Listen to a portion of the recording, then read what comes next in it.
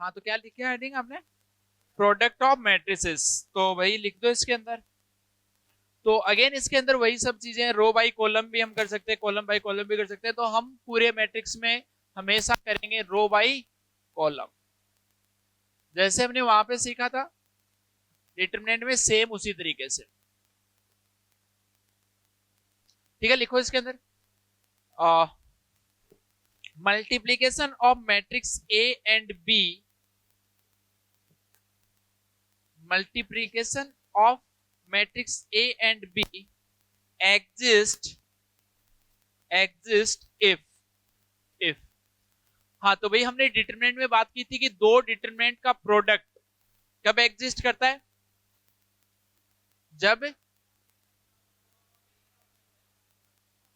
नहीं ऐसा तो हमने कुछ बोला ही नहीं था। हाँ हाँ, डिटरमिनेंट में सिंपली ऑर्डर सेम होना चाहिए। यहां पे हम क्या बोलेंगे कि मैट्रिक्स ए और बी जो है उनका मल्टीप्लीकेशन ए बी आपके पास में एग्जिस्ट करेगा कब? व्हेन ए जो है उसका ऑर्डर आपके पास हो m क्रॉस n, तो मैट्रिक्स बी जो है उसका ऑर्डर आपके पास होना चाहिए n क्रॉस p, है ना? अगर हम ए बी का अगर हम प्रोडक्ट कर रहे हैं तो यहाँ पे ए का मतलब बेसिकली क्या है? ए आई जे, इसमें होना चाहिए m क्रॉस n, और यहाँ पे जो मैट्रिक्स बी है उसके एलिमेंट, उसमें नंबर ऑफ रोज जो है वो ऐसे होने बेसिकली। अगर हम यहां से दो मैट्रिक्स का देखो ये प्रोडक्ट अगर हम कर रहे हैं तो यहाँ पे क्या होना चाहिए? जो फर्स्ट वाले के नंबर ऑफ कॉलम्स है वो सेकंड वाले के नंबर ऑफ रोज के इक्वल होना चाहिए।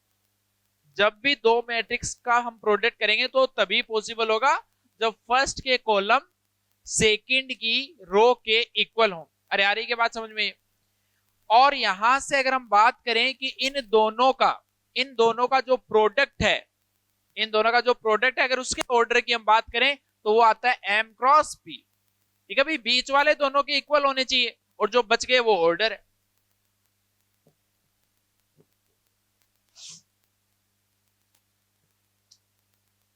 ठीक है, फटाफट से एक आधा क्वेश्चन कर लेते हैं। ये चीज समझ में आ गई, क्लियर है कि कब दोनों का मल्टीप्लीकेशन जो एग्जिस्ट करेगा? तो लिखना भाई, if matrix A is equals to 2 3 minus 1 0 1 2 and matrix B is equals to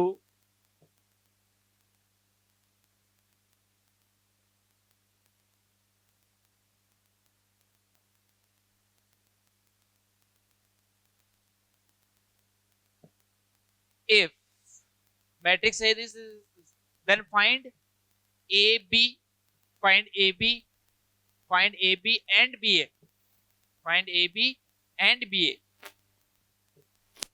ठीक है भाई, तो पहले तो अपने को देखो क्या चेक करना पड़ेगा कि ए बी जो है वो एग्जिस्ट भी कर रहा है कि नहीं कर रहा।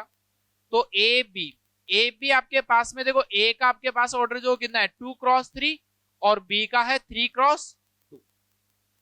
तो ये एग्जिस्ट करने के लिए बीच वाले बराबर होने चाहिए थे, हो रहे।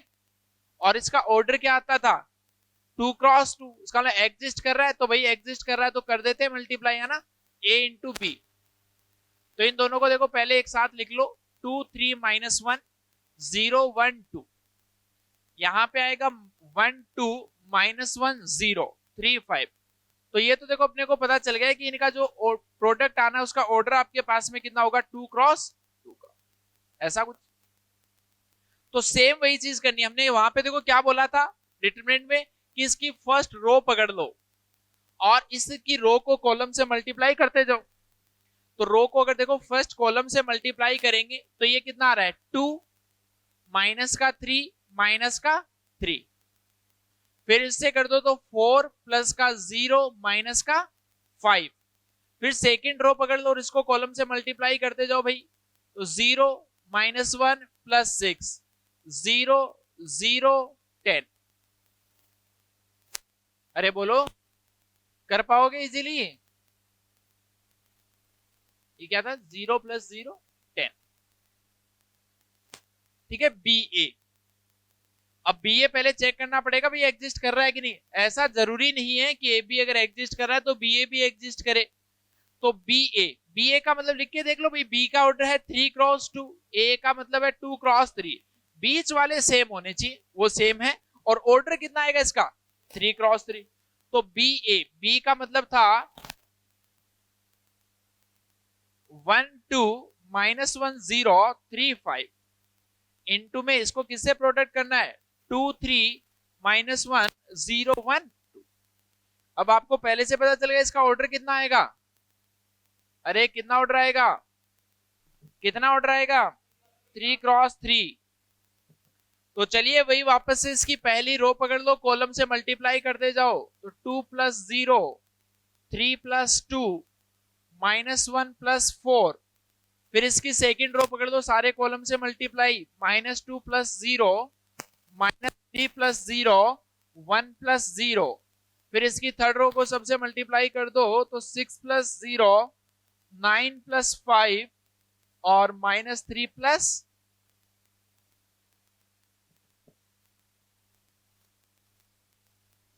ठीक है, तो पहली चीज तो नोट डाल के क्या लिख दोगे, नोट डाल दो, लिख देना A B is not equal to B A. दोनों इक्वल नहीं आ रहे ना भाई।